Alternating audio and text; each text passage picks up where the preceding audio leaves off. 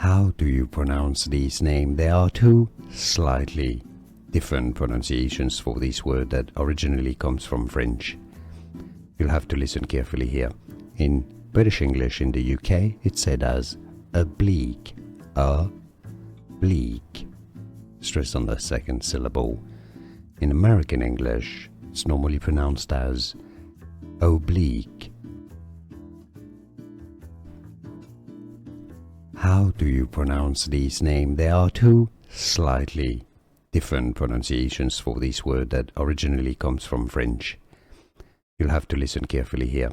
In British English in the UK, it's said as oblique, oblique. Stress on the second syllable. In American English, it's normally pronounced as oblique. Here are more videos on how to pronounce more confusing words and names too many mispronounced. Like this video if you found it useful. I appreciate your support. I'll see you soon and thanks for watching.